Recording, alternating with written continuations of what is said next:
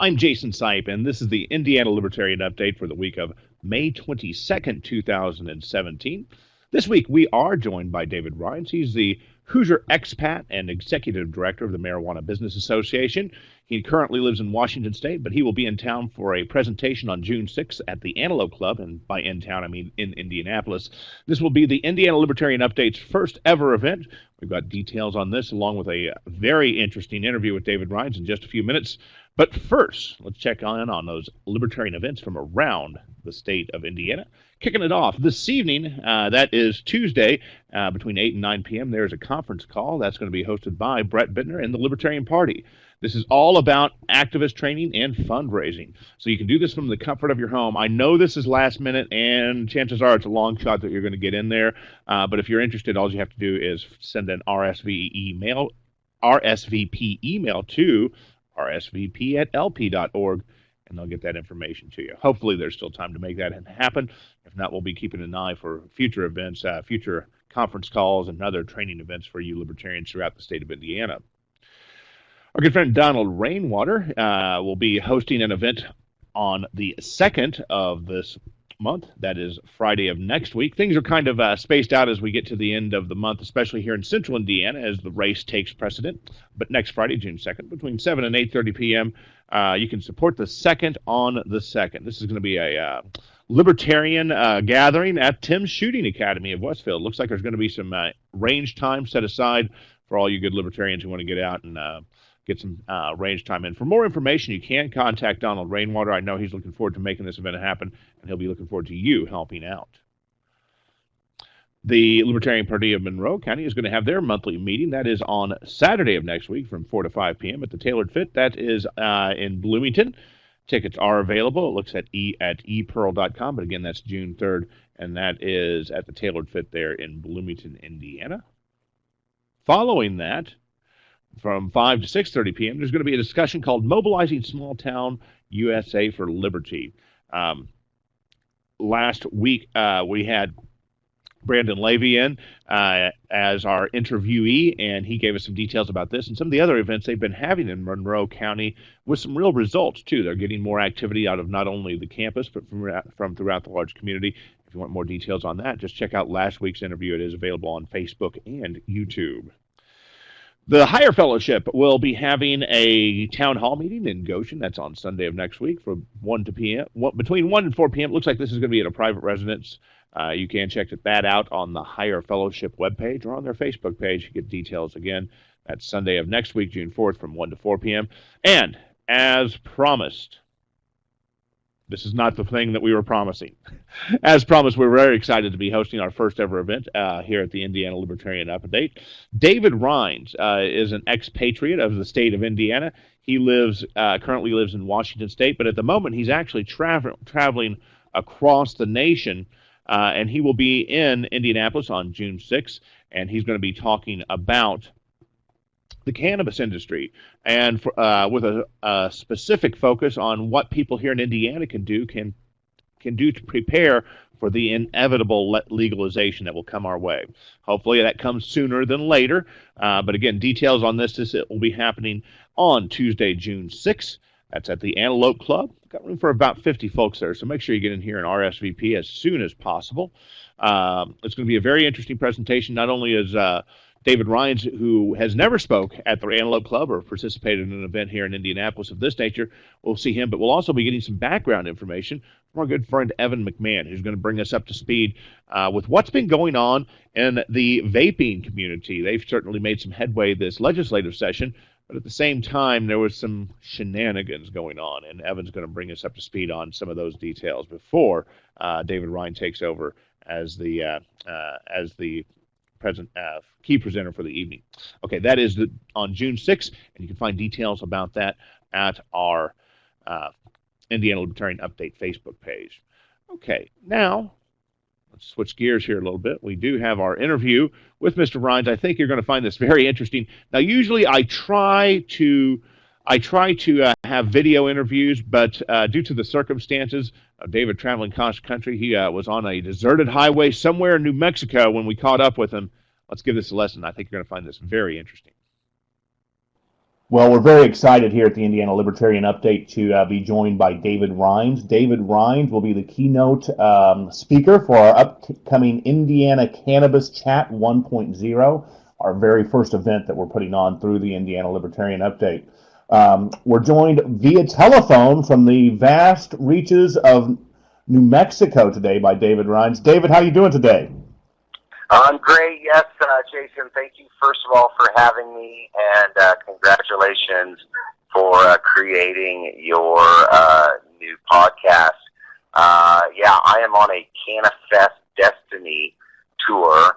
That's like Manifest Destiny in reverse, where we're taking education about legalization, about cannabis, about grassroots movements from the legal West Coast, where I'm based, Seattle, Washington, and we've been going all the way around the country, spreading love, spreading peace, spreading education.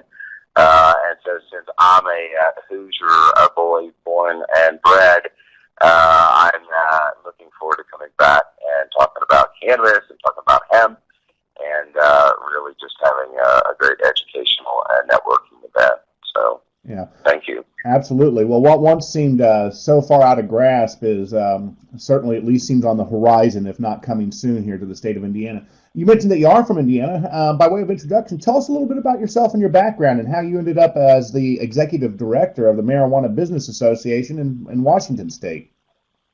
Well, it's a long, strange trip, that's for sure. Yeah, I grew up in Indianapolis. I graduated from North Central High School in 1978. Then I went to Indiana University in Bloomington. I have a degree in journalism and English from IU, so that really is old school Hoosier, if you will. I went to the Peace Corps in the early 80s and then came to New York City. Started out Rolling Stone, answering the phones, and spent about 7 years at Rolling Stone doing just about every job at the magazine. Then I went on and became president of Spin Magazine, and later on joined AOL Time Warner as a senior VP. Came out to Seattle for Bill Gates and ran one of his companies during the dot-com boom. So as I like to say, it's my transition has been from pop culture to pot culture. And in many ways, it's pretty much the same thing. Absolutely. Well, it sounds like a very intriguing story that's taken you to Washington State. I'm really curious about the business aspect, because here in Indiana, well, you know what marijuana is like in Indiana. If you're getting any, you're getting any in the black market. In other parts of the states, in other parts of the country, in free states, it's an open business, and entrepreneurs are making money, and people are creating work. Tell us what it's like. Yeah. What's it like? Yeah, it really is. That's what I was talking about, the Manifest Destiny. In legal Washington or legal Colorado or Oregon or Alaska, and soon legal Nevada and California and Massachusetts and Maine and DC and an increasing number of medical states, you have illegal regulated marketplaces where the government and entrepreneurs have gathered together. They've created regulations and a formula for growing and processing and retailing a product.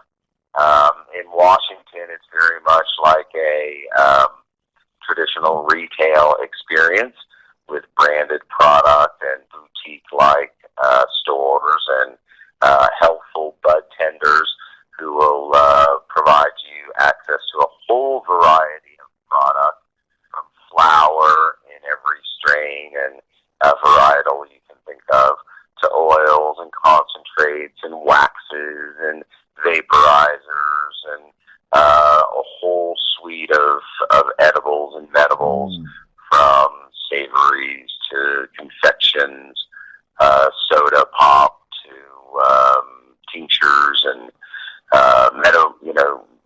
topicals, ointments, creams. It's an unbelievable supermarket of products.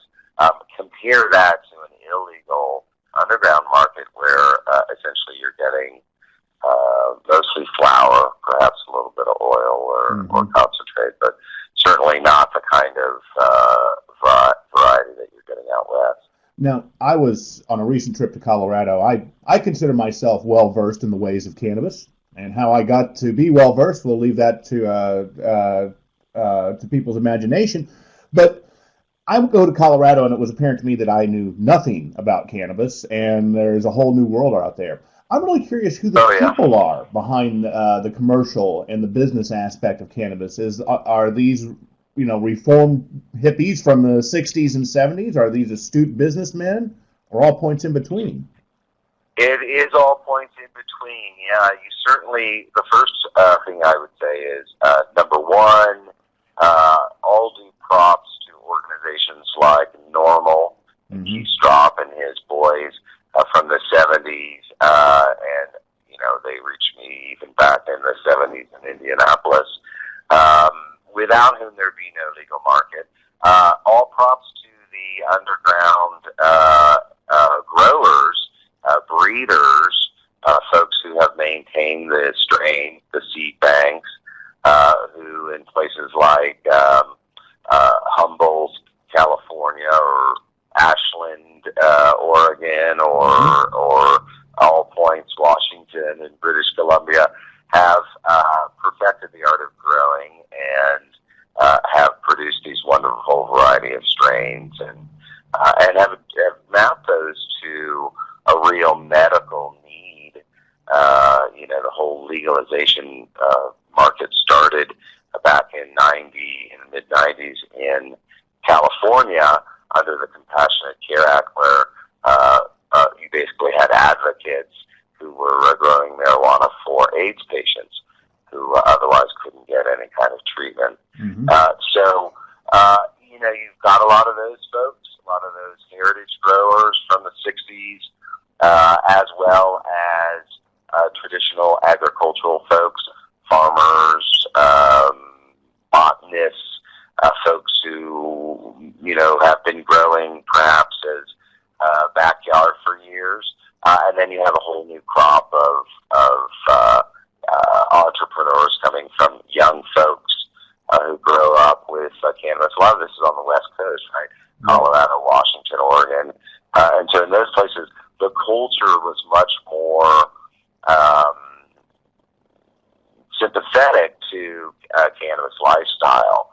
In Indianapolis, you still have a real bifurcation, and the pot people are forced by necessity to be subterranean and camouflaged, and so you don't have the same kind of cultural sympathy that you have in all these other places. And so through medical law or just sympathies, you've got a whole network of dispensaries and doctors and patient care and that kind of thing.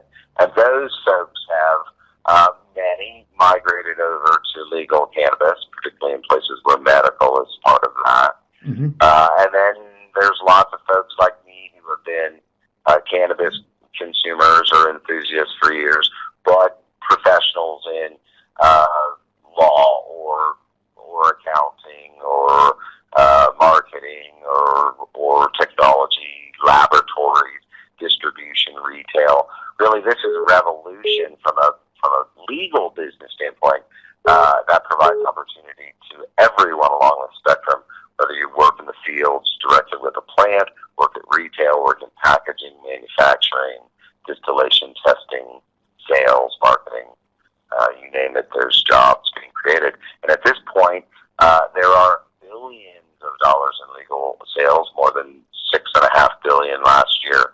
There are tens of thousands of new companies, hundreds of thousands of new jobs, and hundreds of millions of new tax revenues in each of states like Colorado and Washington and Oregon. And Alaska is coming on, and Nevada will be huge, and California will dwarf them all. Well, as hopeful as we are in Indiana, and there has been reason for hope as we look around the country and we see states turning fully legal or medical legal. We even had some, had a very limited CBD oil piece of legislation passed in our last legislative session here in the state of Indiana. So there's been reason for hope. And then came along a mean little man from Alabama that goes by the name of Jeff Sessions. I still can't make heads or tails about what's coming from the federal level. Do you have any thoughts on what's happening and how it's going to affect the legalization movement?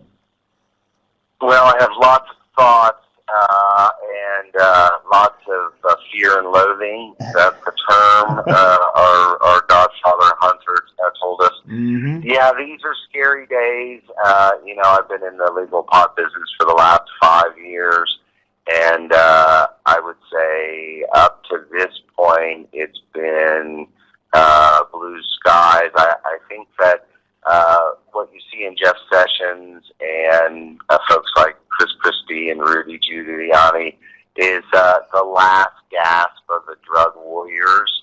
Mm-hmm.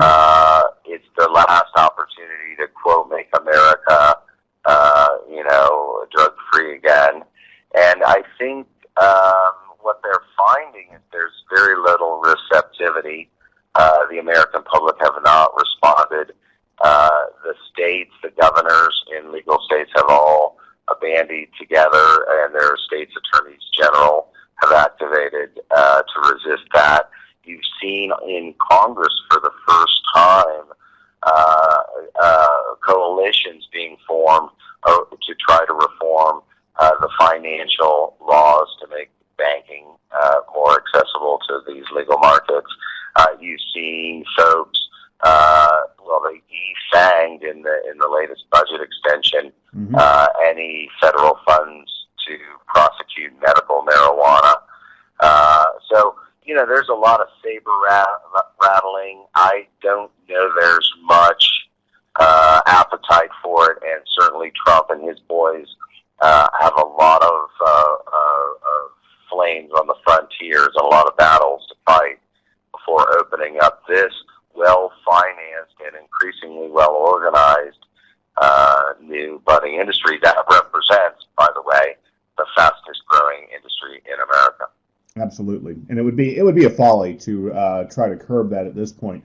I think that a lot of folks are going to have to make some tough decisions about what being conservative really means, or classically liberal, depending on the language you want to use. And libertarian for sure, right? So if you're going to have states' rights, then you've got to go all the way and allow places like, the entire West Coast, what we're calling Pacifica or Cascadia, is all legal from Canada to Mexico, and increasingly that's moving east. So as the people speak, and now you're seeing on the East Coast, and I'm excited. I'll be speaking in New York at the Cannabis World Congress. I'll be attending and moderating an event in Boston, which, as I said, Massachusetts has just gone fully legal, and you're seeing activity all up and down the East Coast. It's exciting times as we really are having a tipping point. But in that last gasp, is when we need to stay true, when we need to comport ourselves with the utmost professionalism, and we need to, reach out that olive branch with government, with traditional farmers, with your neighbors, which is a real last mile grassroots revolution. And folks like the concept we've seen through polls of legalization. They're a little nervous about what it means for my backyard, and that's one of the exciting things I'm anxious to share with folks is my experience of what a positive reaction we're getting in legal states that MJBA, my trade organization, is active in, and all those new dollars and all those new jobs are having tremendous positive impact on those local communities. Indiana, as a leader in agriculture and in medical science, I think could play a vital role in that. Unfortunately, it's been postponed by a lot of differing reasons that we've chatted about. Well, I'm going to suggest that Indiana's already involved. You saw the Indiana, and not just through the underground cannabis, I think we start with hemp, and we see that the Indiana Farm Bureau were the folks that sponsored the legislation that brought legal hemp into the Farm Bill a couple of sessions ago. Mm-hmm. Now you're seeing activity in some, 15, 17 states have hemp. You've seen deregulation of hemp in Washington and in Oregon, and you're going to see that market in Kentucky, just to the south of Indiana. You're seeing, these huge mega farms. It's one of the things I want to see on this tour. And folks like CBDRX and others are growing hemp to great success. You're seeing, research already being done, FDA-approved research through, you mentioned CBDs, GW Pharmaceuticals, and I'm going to suggest places like Purdue University and IU certainly have a huge opportunity to get in on that scientific research of what's going on in legal hemp. Well, one of the things I've begun to see here in Indiana, and this is pure speculation. This is not good journalism or anything close to it.